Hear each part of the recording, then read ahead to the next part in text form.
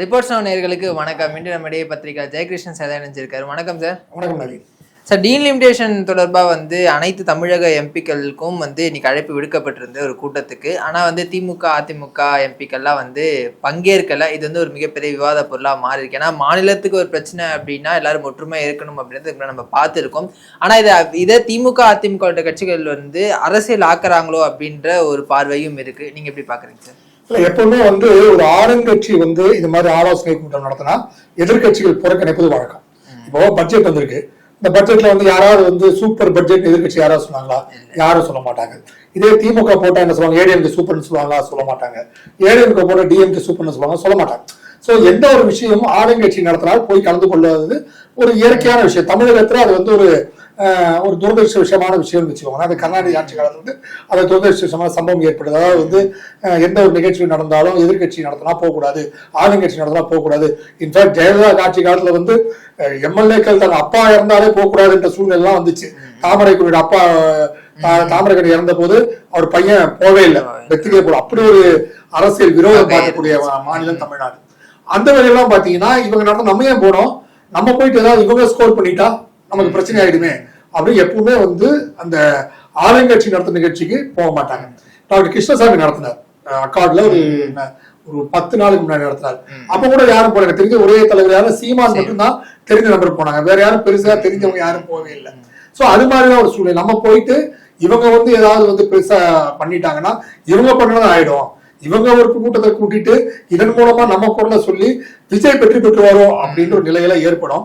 அதனால இந்த விஷயத்துல அவங்க பண்றாங்க. ஏடிஎம்கே பண்ணும், டிஎம்கே பண்ணுது. இல்ல சார், ஆனா அதே திமுக தான் காவேரி பிரச்சனையில அனைத்து கட்சி கூட்டத்தை கூட்டணும் அப்படின்னு சொல்றாங்க. அப்ப அதுல ஒரு நிலைப்பாடு, இதுல ஒரு நிலைப்பாடு. அதனால சொன்னாங்க செய்வாங்களா? செய்ய மாட்டாங்க. அதுதான் இவங்க சொல்லி சொல்லி வைப்பாங்க, செய்யவே மாட்டாங்க. எப்போது நடக்க நிகழ்ச்சி தான் சொல்றேனே, இவங்க சொல்றது அவங்க செய்ய மாட்டாங்க, அவங்க கூட்டம் இவங்க போக மாட்டாங்க. இதுதான் இது டீலிமிட்டேஷன் விஷயம். ஏன் அவங்க கூட்டுறாங்கன்னா விஜய் இதை ஒரு லாக் வைக்கிறாங்க திமுக. ஏன்னா இப்ப என்ன பேசப்படுது வெளியே, டீலிமிட்டேஷன் திமுக ஆதரிக்கும், அவங்க பிஜேபி சைட்ல போயிட்டு சப்போர்ட் பண்ணுவாங்க. சோ டீலிமிட்டேஷனுக்கு இவ்வளவு நாள் எதிர்த்து குரல் கொடுத்த, அதாவது நீங்க பாத்தீங்கன்னா தேர்தல் நேரத்துல பெரிய பெரிய போஸ்டர் ஹிந்தி வாசஸ் தமிழ்நாடு அப்படி எல்லாம் போட்டு டெல்லியில போஸ்டர் எல்லாம் ஒட்டினாங்கல்ல. இப்ப அது குறைஞ்சு போய் இப்ப என்ன பண்ண போறாங்க, டீலிமிட்டேஷன் காங்கிரஸ வெறுப்பேற்றணுன்றதுக்காக அவங்க இப்ப திமுக அந்த பக்கம் போய் சப்போர்ட் பண்ண போறாங்க. சோ அவங்கள இக்கட்டான சூழ்நிலை ஏற்படுத்துறதுக்காக தான் டீலிமிட்டேஷன் கூட்டத்தை தாவேக்கா கூட்டுறாங்க. கண்டிப்பா அங்க போனா அவங்களுக்கு ஒரு பிரச்சனைக்குரிய விஷயம், ஒரு சரியான நிகழ்வா இருக்காது திமுகக்கு. அங்க போய் ஏதாவது பண்ணிக்கிட்டாங்க, அவங்க ஏதாவது லாக் பண்ணி வச்சிட்டாங்கன்னா சோ அதனால என்ன பண்ணாங்க, திமுக இது கலந்துக்காம எஸ்கேப் பண்ணிட்டாங்க. அதிமுக கலந்துக்கல. இப்ப அதிமுக என்ன பண்ணுது அவங்களுக்கு தெரியல. நிர்மலா சீதாராமன் சில நாட்களுக்கு முன்னாடி என்ன சொன்னாங்க, ஸ்டாலினும் இவர் எடப்பாடியும் எப்படி தியாவைக்கு ஆட்சியை கவுக்கணும் அப்படின்ட்டு வெயிட் பண்ணிட்டு இருக்காங்கன்ட்டு நிர்மலா சீதாராமன் சொன்னாங்க. சோ பாஜகவும் நம்ம பக்கம் இல்ல, சோ யாருமே நம்ம பக்கம் இல்லை, நான் ஏன் போயிட்டு அந்த பிரச்சனை டீல் பண்ணணும் அப்படின்ட்டு அவங்களும் வரல. அநேகமா போட்டு யாரு கம்யூனிஸ்ட் போயிருப்பாங்க, போயிருப்பாங்க, திரும்ப போயிருப்பாரு, அவ்வளவுதான். ஒரு 5-6 பேர் கூட்டணியில் இருக்கக்கூடிய கட்சிகளோட போயிருப்பாங்க, மத்த யாரும் போயிருக்க மாட்டாங்க. அதுக்கு ஏன் ஒரு கூட்டத்தை கூட்டினாலும் கலைவாணர் ரங்கத்துல எல்லாருக்கும் நீங்க வீடியோ கான்பரன்ஸ்ல பேசி முடிச்சு போயிருக்கலாம். பட் என்ன இது மாதிரி நம்மளும் நீங்க ஒரு கூட்டம் காவேரி கூட்டம் சொன்னீங்க, நாங்க இந்த கூட்டத்தை கூட்டிருக்கோம், இதுக்கே நீங்க ஆதரவு தெரியல, நாங்க அந்த கூட்டத்தை கூட்டம் நீங்க வர போறீங்களா? பொதுமக்கள் பார்வையில டீலிமிட்டேஷன் வேணாம் அப்படிதான் எல்லா கட்சிகளும் தமிழகத்துல சொல்லிட்டு இருக்காங்க. அப்படி இருக்கும்போது அதுக்காக ஒரு கூட்டம் தமிழக அரசு நடத்துது, அதை திமுக போன்ற ஒரு மூத்த கட்சிகள் வரலையே அப்படின்ற ஒரு பார்வை மக்கள் பார்ப்பாங்க. யாரும் பார்க்க மாட்டாங்க. எந்த கட்சி யாருக்காவது டீலிமிட்டேஷன் ஒண்ணு நடந்து போய் ரோட்ல நின்று ஒரு 10 பேரை பார்த்து சார் டீலிமிட்டேஷன் என்ன கேட்கலாம், யாருக்காவது தெரியுமா? யாருக்கும் டீலிமிட்டேஷன் தெரியாது. காவேரி பிரச்சனை கூட ஏதாவது சரி, ஏதோ காவேரி பிரச்சனை இப்ப கூட என்ன சொல்றாங்க, விஜய் காவேரி தண்ணியே வந்துருச்சுட்டாங்க. எம்ஜிஆர் தாண்டி கொண்டு வந்த மாதிரி விஜய் வந்தோம்னா மழை பெஞ்சிச்சு தண்ணி வந்துருச்செல்லாம் சொல்றாங்க. சோ அவரை ஹீரோ வர்ஷிப்பை கொஞ்சம் கொஞ்சமா டெவலப் பண்ண ஆரம்பிச்சாங்க. டீலிமிட்டேஷன் ஒரு பேருக்கு என்னன்னே தெரியாது, நீ ரோட்ல போய் கேட்டாலாம். அதனால மக்களுக்கும் இன்னைக்கு கூட்டம் கூட்டிச்சு யார்ட்ட போய் கேளுங்க சார், டீலிமிட்டேஷன் கூட்டம் கூட்டிச்சாமே தாவேக்கா உங்களுக்கு தெரியுமான கேளுங்க தெரியாது. டீலிமிட்டேஷன் எவ்வளவு சீட் பெரிய சார், எக்ஸ்ட்ரா எவ்வளவு சீட் வரும் சார், குறைவா எவ்வளவு சீட் வருது ஏதாவது தெரியுமா? தெரியாது. சோ அவங்க தாவேக்கா அரசியலுக்கு செய்யற மாதிரி அரசியல் தெரியணும், பொதுமக்களுக்கு புரியாத மாதிரி தான் பாலிடிக்ஸ் பண்ணாங்க. இதுல கரெக்டா திமுக லாக் ஆயிட்டாங்க இந்த விஷயத்துல. அவங்க நீ கனிமொழி என்ன சொல்லிருக்காங்க, இதெல்லாம் நாடகம், இதெல்லாம் கலந்துக்கணும் அவசியம் கிடையாது அப்படின்ட்டு இருக்காங்க. சோ இது ஆட்டோமேட்டிக்கா திமுக லீட் அட்மினிஸ்ட்ரேஷன்ல பிஜேபி சாய்ந்துன்ற ஒரு கருத்து தான் காட்டக்கூடிய அந்த விஷயத்தை பார்க்க. அதனுடைய ஒரு வெளிப்பாடாக தான் இந்த இதை நம்ம பார்க்க முடியுது சார். ஆனால் வந்து ராகுல் காந்தி கூட ரீசெண்டாக இங்கே வரும்போது ஒரு விஷயத்த பேசியிருந்தாரு. டீலிமிட்டேஷனை தமிழகத்தை எதிர்க்கக்கூடிய கட்சிகள் எல்லாமே வந்து தமிழர்களுக்கு எதிரானவர்கள் அப்படின்ற வார்த்தையில அவர் வந்து சொல்லியிருந்தாரு. இவங்க என்ன சொன்னாங்க? திமுகவா சார்? நச்சு பாம்புன்னாங்க. இல்ல அதுதான் சொல்றேன். இப்போ அவருக்கு ஓரளவுக்கு அவர் கணிச்சிட்டாரோ, இவங்க இதை நோக்கிதான் போறாங்க அப்படின்றத வந்து கணிச்சிட்டாரோ. ஆமா, ஏன்னா டெல்லியில இந்தி கூட்டணி வரும்போது இவருக்கு கலந்துக்கல, புறக்கணிச்சிட்டாங்க. அதுக்கப்புறம் இவர் பேசி பார்த்தாரு, அதெல்லாம் பார்த்தா ஒன்றும் வேலைக்கு ஆகவே இல்லை. சோ அந்த சூழ்நிலை திமுக இனிமேல இந்திய கூட்டணி பக்கம் தலை வச்சு படுக்க கூடாது, நம்ம மிகப்பெரிய துரோகம் பண்ணிட்டாங்க காங்கிரஸ், இன்னொரு பக்கம் போற வேஸ்ட்னு இருக்காங்க. பட் மம்தா பானர்ஜி போன்றவங்க பேச்சுவார்த்தை நடத்துறாங்க. பட் அந்த பேச்சுவார்த்தை மிகப்பெரிய வெற்றி பெறவே இல்லை, அது அப்படியே வந்து தொக்கி நிக்குது. சோ அவங்களுக்கு நல்லா தெரிஞ்சு போச்சு காங்கிரஸ்க்கு இவங்க இனிமே நம்ம கிட்ட வரப்போறது கிடையாது, இவங்க நம்மள ஒதுக்கதான் போறாங்க. ஆனா இவங்க அடுத்த எலெக்ஷன்ல எப்படி பண்ண போறாங்க? ஏன்னா திமுக யாரை ஆதரிக்க போகுது, யாரை பிரைம் மினிஸ்டர் கேண்டிடேட்டா சொல்ல போறாங்க திமுக? அது ஒரு பெரிய பிரச்சனை. இப்ப ஒருவேளை திமுக பாஜக பக்கம் போகும் அப்படின்னு எதிர்பார்ப்பதான் எல்லாமே சொல்லிட்டு இருக்காங்க. சோ அப்ப மோடியை வந்து வாயில இருந்து உச்சரிக்க சூழ்நிலை வந்துருக்கு திமுக. சோ அதனால வந்து என்னன்னா, நம்ம போனா ஒன்னும் வேலைக்காக நம்ம மதிக்கிறதும் கிடையாது, இவங்க நம்மள வந்து எப்பவுமே வந்து திமுக புறக்கணிக்கிறாங்க. அது மட்டும் இல்ல, எப்பவுமே காங்கிரஸ் வந்து தன் கூட்டணி கட்சிகளை ரொம்ப அவமானப்படுத்துவாங்க. அது வந்து காங்கிரஸோட வந்து அந்த பரம்பரை விஷயம். நாங்க எப்பவுமே ராஜாக்கள், எங்க கீழே எல்லாமே கூட்டணி கட்சிகள் இருக்கணும்ட்டு. சோ அதெல்லாம் யாருமே விரும்ப மாட்டாங்க. திமுக கொஞ்சம் வெளியே வந்து கொஞ்சம் ரிலாக்ஸா இருக்காங்க இந்த விஷயங்கள் எல்லாம். சோ இப்ப வெளியே வந்த போது இப்ப இந்த கூட்டணி அமைவது பிரதமர் விஷயம், இது போன்ற 2029 பேச போறோம். இப்ப பேச போது கிடையாது. சோ 2 வருஷம் வெயிட் பண்ணி பார்ப்போம் எது என்னது. இப்ப உள்ளாட்சி தேர்தல் இருக்கு, இடைத்தேர்தல் இருக்கு, இதெல்லாம் முடிஞ்ச அப்புறம் என்ன ஒரு மாதிரி ரிசல்ட் வருது அதை வச்சு பேஸ் பண்ணி போய்க்கலாம் திமுக முடிவு பண்ணிருக்காங்க. சோ திமுக பிஜேபி பக்கம் சூழ்நிலை இருக்கும். ஏன்னா பிரசிடென்ட் கேண்டிடேட் யாரையும் சொல்லிதான் ஆகணும். அப்ப சொல்லணும், இல்லன்னா ஏடிஎம்கே வந்து அங்க போயிடுச்சுன்னா தனித்து நிக்க வாய்ப்பு இல்லையா? சொல்லி ஜெயலலிதா அவர்கள் நின்ன மாதிரி. ஜெயலலிதா நின்றது என்னன்னா, ஜெயலலிதாவோட கட்ஸ் வேற, அது கருணாநிதி ஒரு கட்ஸ் வேற. அதெல்லாம் ஸ்டாலின் கட்ஸே கிடையாது, உதயநிதி கிடையாது. அவங்க பயந்து சாவாங்க. ஏங்க யோசிச்சு பாருங்க, ஒரு சிம்பிள் விஷயம், ரொம்ப பிரச்சனை வேணும். தேர்தலில் வந்து நான் பயங்கரமா ராஜதந்திரம் பண்றேன்ட்டு பிலோ 0.49 இருந்த பர்சன்டேஜ் தேமுதிக கூட்டு வந்து 10 சீட்டு கொடுத்து ஒரு ராஜ்யசபா கொடுத்து அதுலயே வந்து ஸ்டாலினோட ராஜதந்திரம் நமக்கு புரிஞ்சு போச்சு. சோ அந்த ராஜதந்திரம் மேல வேலைக்கு ஆகாது. அவரோட ராஜதந்திரம் ஃபுல்லா மக்கு மேல ராஜேந்திரன் தத்தி ராஜேந்திரன் தெரிஞ்சு போச்சு. சோ இது மாதிரி விஷயத்தை திருப்பி அவர் ராஜேந்திரன் பண்றேன்னு சொன்னார்னா சீனியர்ஸ் எல்லாம் ஏற்கனவே ஒதுங்க ஆரம்பிச்சிட்டாங்க. இப்ப பாத்தீங்கன்னா ஒரு விஷயம் ஒன்று சொல்றேன், இது வந்து பலரும் கேட்டாங்க. அன்னைக்கு உதயநிதி கூட வந்து அரெஸ்ட் ஆனா உடனே 3 பேர் ஏறிட்டாங்க. சிட்ரஸ், மா சுப்பிரமணியன், இவரு சேகர் பாபு இருக்காங்க. மத்த 2 பேர் விட்டாங்க. சேகர் பாபு கூப்பிட்டு கேட்டிருக்காங்க, கோபாலபுரம் தலைமை குழும கூப்பிட்டு கேட்டிருக்காங்க, உன்னை யார் வண்டியில யார் சொன்னா? நீங்க ஆர்கனைஸ் பண்ணி கூட்டத்தை சேர்த்துக்கணும்ல, கூட்டத்தை விட்டுட்டு நீ ஏன் அங்க போயிட்டு ஓவியரிக்கு போயிட்ட? நீ அவங்க கூட சேர்ந்துட்டு சென்னையில ஆர்கனைசிங்க ஆள் கிடையாது. ஒரு கூட்டம் ஆர்ப்பாட்டம் பண்ணா ஆர்மே கிடையாது, எல்லாம் கிளம்பி அவர் கூட போயிட்டு நான் பாத்துக்கிறேன்னு சொன்னீங்கன்னா. அதான் நீங்க சட்டசபையில பாத்தீங்கன்னா அவரை வந்து அந்த ஒருத்தர் சொன்னார் பாருங்க, அது வந்து உதயநிதி சொல்லிதான் செய்ய வேண்டிய விஷயம். எப்பவும் பகல் நிப்பார் சேகர் பாபு. அன்னைக்கு பாத்தீங்கன்னா சேகரை பின்னாடி போயிட்டு சாத்தூர் எம்எல்ஏ ராஜா கொஞ்சமா நிக்க வெளியே போயிட்டு நெக்கி தெளிவிட்டாங்க, வெளியே அனுப்பிச்சிட்டாங்க. சோ சேகர் பாபுக்கு அங்க மரியாதை கிடையாது, சீனியர்ஸ்க்கு மரியாதை கிடையாது. இன்னொரு விஷயம் என்னன்னா, இவங்க என்ன காட்ட முயற்சி பண்ணாங்கன்னா, அன்னைக்கு காலில் வந்து அவர் அரெஸ்ட் பண்ணான்னு செய்தி வந்தோடனே அவர் கூட இருந்த ரதீஷ், அது கார்த்தி எல்லாம் எஸ்கேப், போனை சுவிட்ச் ஆஃப் பண்ணிட்டு ஓடி போயிட்டாங்க. உதயநிதி கூட இருந்தவங்க எல்லாம் கூட நல்லா 5 வருஷம் கூட இருந்தாங்க, அவங்க எல்லாம் ஓடி போயிட்டாங்க. சோ இது மாதிரி ஒரு சூழ்நிலையை வச்சு அவர் எப்படி ஃபேஸ் பண்ணுவார் அடுத்த எலெக்ஷனை? சீனியர்ஸுக்கும் ஒண்ணும் கிடையாது. நீ நேற்று பொன்முடி போயிட்டு என்ன மன்னிச்சிருங்க, எனக்கு வயசாயிடுச்சு, என்ன அரெஸ்ட் பண்ணாதீங்கன்னு போய் அவர் கேட்டிருக்காரு. சேகர் பாபு மேல ஏற்பட்ட கேஸ், கே நேரு மேல ஏற்பட்ட கேஸ், மகேஷ் ஆலியே காலம். நீங்க சமீபத்துல சீன்ல பாத்தீங்கன்னா மகேஷ் வரவே இல்லை.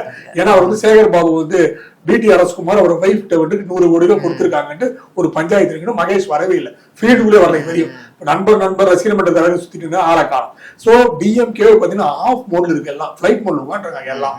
இவங்க எல்லாம் வெளியே வந்து அடுத்த எலெக்ஷன் எப்படி உற்சாகப்படுத்தி வேலை செய்ய போகணும்னு தெரியல.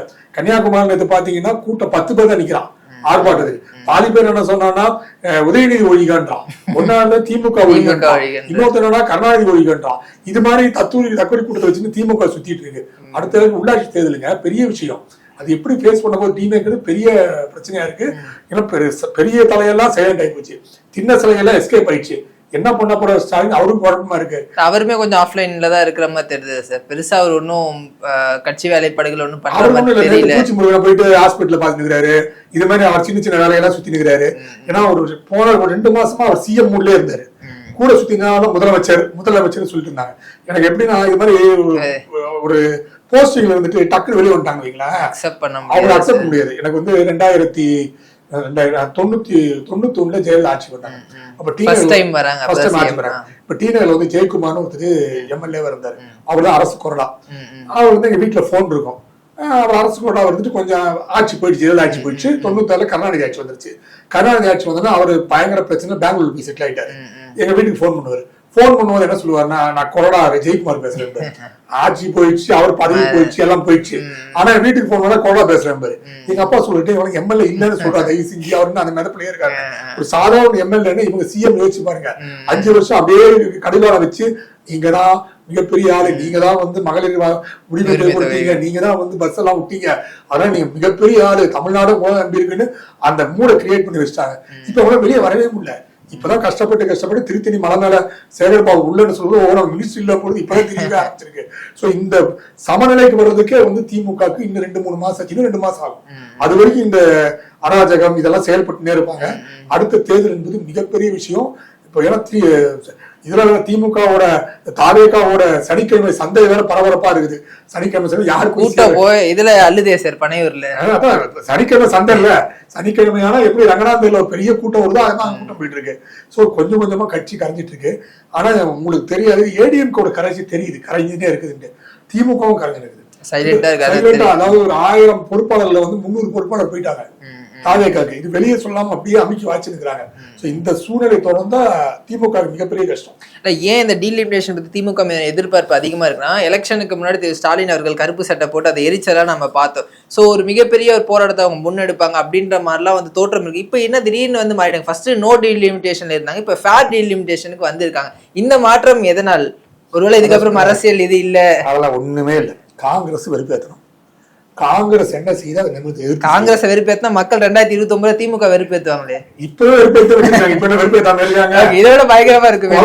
கொத்து போட போட்டு வச்சிருக்காங்க. திருப்பி போய் ரீகவுண்டிங் போய் மிஸ்ஸர்லாம் 2000 தோத்துருக்காரு. அதுலயே ஒண்ணுமே இல்லைன்னு சொல்லிட்டாங்கல்ல.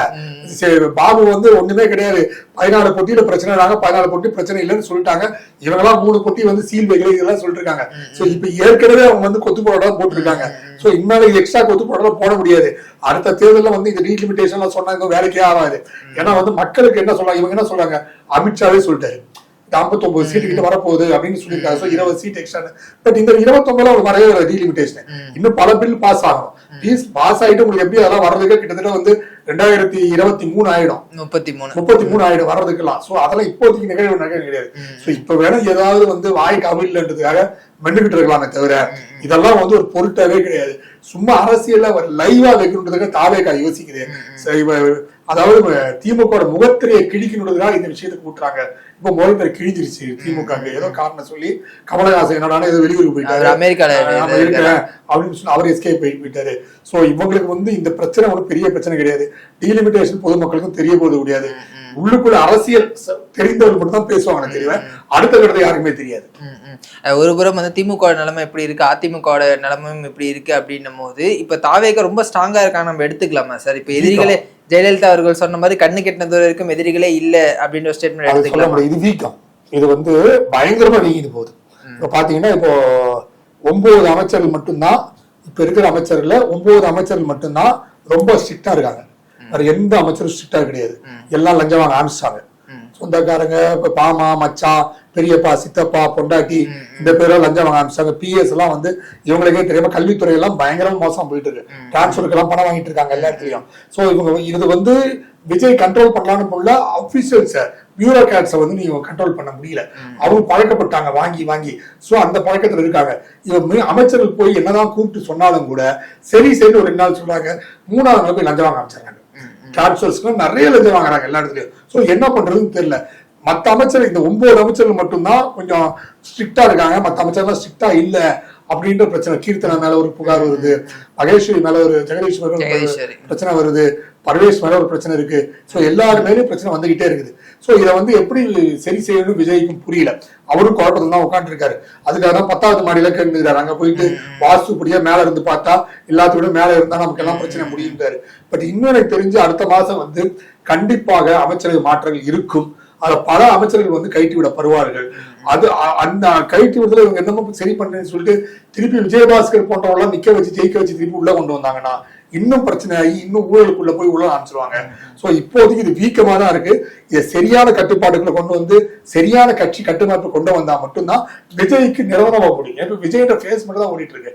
எந்த எம்எல்ஏ லோக்கல்ல போய் கேட்ட தெரியாது. சைதாப்பட்ட எம்எல்ஏ யாருக்குமே தெரியாது. அதனால இப்ப கட்டமைப்பை சரி செய்ய வேண்டிய சூழ்நிலை இருக்கிறாங்க. இல்ல வீக்கமா தான் இருக்கும். வீக்கத்தை வந்து ரொம்ப நாள் வந்து மெயின்டைன் பண்ணா அழுகி போயிடும். இதை வந்து சரியான கட்டமைப்பை விஜயை வந்து சரியான முறையில் பார்த்து எல்லாரும் ஸ்ட்ரிக்டா கொண்டு வந்த மட்டும் முடியுமே தவிர இல்லைன்னா வேணா சும்மா ஊழலை ஒழித்தேன்னு டிவிலையும் பேப்பர்லையும் சட்டசபை மட்டும் சொல்லிக்கலாம். அண்ட் அதே மாதிரி சார் இப்போ சட்டமன்றத்துல திமுக தடுமாறத்தை நம்மளால நேரடியாகவே பார்க்க முடியுது. ஏன்னா வந்து 72 வருட கட்சின்னு சொல்றாங்க. இவங்க 2 வருஷம் தான் ஆகுது. இன்எக்ஸ்பீரியன்ஸ் முதல் முறையா சட்டமன்றத்துக்குள்ள நிறைய பேர் இருக்காங்க. அப்படி இருக்கும்போது இவங்க கேட்கக்கூடிய கேள்விகளுக்கு இவங்க தரவுகளோட பதில் சொல்றாங்க. திரும்ப இவங்க கேள்வி கேட்டா இவங்களால பதில் சொல்ல முடியல, திணறாங்க. இது ஒரு திமுகவுடைய ஒரு லோ ஸ்டேஜ்னு எடுத்துக்கலாமா சார்? இந்த ஸ்டேஜ் எப்பவுமே உண்டு. நான் சட்டசபை 10 வருஷம் ஃபாலோ பண்ணேன். 10 வருஷமா கூர்ந்து உள்ளே இருந்து ஒரு நாள் கூட தவறாம கிட்டத்தட்ட வந்து 2010ல இருந்து 2017 வரை ஃபாலோ பண்ணிருக்கேன் சட்டசபையா. ஜெயலலிதா காலத்தையும் பார்த்துருக்கேன், கருணாநிதி காலத்தையும் பார்த்துருக்கேன். அது எப்பவுமே வந்து கருணாநிதி ஜெயலலிதா நேருக்கு நேரம் அவங்களுக்கு விஷயங்கள் தெரியும், பேசுவாங்க, டிப்ஸ் வச்சிருப்பாங்க ஃபிங்கர் டிப்ஸ்ல. ஆனா நீங்க ஜெயலலிதா வந்து வந்தப்புறம் ஸ்டாலின் வந்து எதிர்கட்சி தலைவர், கருணாநிதி ஓய்வு இருக்காரு எதிர்கட்சி தலைவர். ஸ்டாலின் தனியா வர மாட்டாரு, தனியா உள்ள வர மாட்டாருங்க. துரைமுருகன் இருந்தா மட்டும் உள்ள வருவாரு. துரைமுருகன் கூட்டு தான் உள்ள வருவாரு. ஏன்னா ஸ்டாலின் எதுவுமே தெரியாது. எந்த பாயிண்ட்ஸ் பேசினாலும் துரைமுருகன் தான் பேசுவாரு தவிர ஸ்டாலின் சும்மா உட்காந்து இருப்பாரு. அதான் ஒரு வாட்டி ஜெயலலிதா சொன்னாப்ல, தளபதி சொல்லிட்டீங்களே, தளபதி ஒளிஞ்சுக்கிறாப்ல பின்னாடி போயிட்டு தனியா வந்து ஒரு நாள் ஃபேஸ் பண்ண சொல்லிருந்தாப்ல. ஃபேஸ் பண்ண முடியாது. கருணாநிதி ஜெயலலிதாக்கு இருக்கிற அந்த ஆளுமை, நம்ம என்னதான் கருணாநிதி வந்து இல்ல அப்படி இல்லைன்னா பேசலாம் கூட, ஜெயலலிதா கருணாநிதிக்கிற ஆளுமை ஸ்டாலினுக்கு இல்ல. அதை விட மோசம் உதயநிதிக்கு இல்லவே இல்ல. அவர் பிரஸ் மீட்டே பார்த்து சார் அவர் படிக்க கூட அதுக்கு 3 பேர் கண்டென்ட் ரெடி பண்ணி கொடுக்கலாம். அதுதான் அவர் படிக்கிறாரு. சோ அதனால வந்து நீங்க அந்த லெவல்ல இருக்கிற சட்டசபை 2005 முடிஞ்சு போச்சுங்க. அதெல்லாம் 15 முடிஞ்சு போச்சு. அந்த கெப்பாசிட்டி உள்ள அந்த சட்டசபை இதெல்லாம் இப்ப டெக்கோரமே இல்ல. டெக்கோரம் இல்லாத சட்டசபை நடந்துகிட்டு இருக்கு. நிறைய விஷயங்கள் டெக்கோரம் மீடியா நடந்துக்குது. அதனால நீங்க வந்து அந்த சட்டசபையை வந்து இப்ப வந்து சும்மா வந்து சினிமா பார்க்கலாம். ஒரு லைவ் போட்டாங்களா, இவன் என்ன சொல்லுவான் அவன் என்ன சொல்லுவான் அதுதான் பார்க்கலாமே தவிர டெக்கோரம் இல்லாத எதுவுமே தெரியாத சட்டசபை உறுப்பினர் தான் உள்ள உட்காந்து இருக்காங்க. சோ இவங்களெல்லாம் வச்சு என்ன பண்ண முடியும்? ஒன்னும் திமுக ஒண்ணுமே தெரியல. ஏதோ 2-3 பேர் தெரியும். நேரு அப்பப்போ எழுந்துச்சு பேசுறாரு. அவருக்கும் வயசாகி போச்சு. அவருக்கும் ஒண்ணும் பண்ண முடியாது. சீனியர் மோஸ்ட் எல்லாம் தோத்து போயிட்டாங்க. அது ஒண்ணும் பண்ண முடியாது. சோ உதயநிதி சமாளிக்கிறார். உள்ள போயிட்டு சொன்னார்ல, நாளைக்கு நான் கேட்கிற கேள்வி பதில் சொல்லுவாரான்ட்டு எல்லாரும் சொல்லி முடிச்சாரு. என்ன பண்ண முடியும்? நான் அப்படியே என்ன பேசுவேன் தெரியுமா? ஒண்ணுமே பண்ண. அவங்களும் பக்காவா இருக்காங்க, இவங்களும் பக்காவா இருக்காங்க. பட் என்னன்னா உதயநிதிக்கு அந்த கெப்பாசிட்டி இல்ல. அவருக்கு ஆர்வம் இல்லை. அவருக்கு என்ன நினைச்சா அவருக்கு முதல்வர் இருக்கிறதா ஆர்வமா இருக்காரு.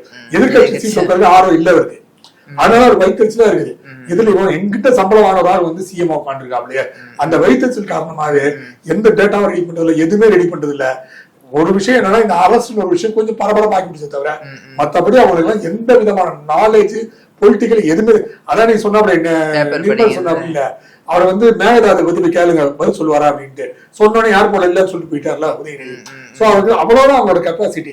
எவ்வளவு டிஎம்சி தண்ணி வரும், எவ்வளவு டிஎம்சி கலக்குது, இந்த கடல எவ்வளவு டிஎம்சி கலக்குது எதுவுமே தெரியாது அவருக்கு. சும்மா போறோமா, நம்ம வந்து விருப்பப்பட்டது வந்து சொகுசான ஒரு வாழ்க்கை, சிஎம் வாழ்க்கை, அது கிடைக்கல. இப்ப மனம் விரும்பி ஒண்ணுமே பண்ண முடியாது சுத்திட்டு இருக்காங்க. இப்ப சப்போர்ட் பண்றதுக்கு ஆள்ல முனையாச்சும் அவங்க அப்பா இருந்தாரு, சீனியர்ஸ்ல இருந்தாங்க. துரைமுருகன் சப்போர்ட் பண்ணுவாரு, பொன்முடி ஒரு பக்கம் சப்போர்ட் பண்ணுவாரு, அதெல்லாம் பண்ணுவாங்க. அப்புறம் வந்து தங்கம் தென்னரசு ஒரு பக்கம் பண்ணுவாரு, எல்லாம் பண்ணுவாங்க. யாருமே பேச மாட்டேங்கிறாங்க. துரைமுருகன் எல்லாம் ஏதாவது கேள்வி கேட்டு டப்புன்னு எழுந்திரிச்சு போய் சொல்லுவாரு. அதுவும் நீர்வளத்துறை எல்லாம் பக்காவா பாயிண்ட் பை பாயிண்டா பேசுவாரு. இப்ப யாரு இருக்கா? கேள்விகளும் அவருக்கு இன்ட்ரெஸ்டே இல்ல. அவரே வந்த வழக்குல எப்ப விசாரணைக்கு வெயிட் பண்ணி உட்கார வச்சு உயிரை வாங்கினுக்கிறானுங்க உட்காந்து இருக்காரு. ஓபிஎஸ் அவர் பாட்டு 3வது ரோல உட்காந்து கை தின்னுறாரு உட்காந்து. ரகுபதி பார்த்தா 5வது ரோல போய் உட்காந்து இருக்காரு. சோ எல்லாருமே ஒன்னும் பண்ண தெரியல. அவங்களோட ஃபியூஸ் புடுங்கணும்னு நான் சொன்னல, அந்த கற்பனை மிதத்திலிருந்து வெளியே வந்துட்டாங்க. நம்ம சாதாரண ஒரு எம்எல்ஏ ஜீர்ணிக்க முடியல. அவனால பொறுத்து வந்து பார்க்கலாம் சார். அடுத்த தொடர்ந்து பேசணும். தகவல் ரொம்ப நன்றி.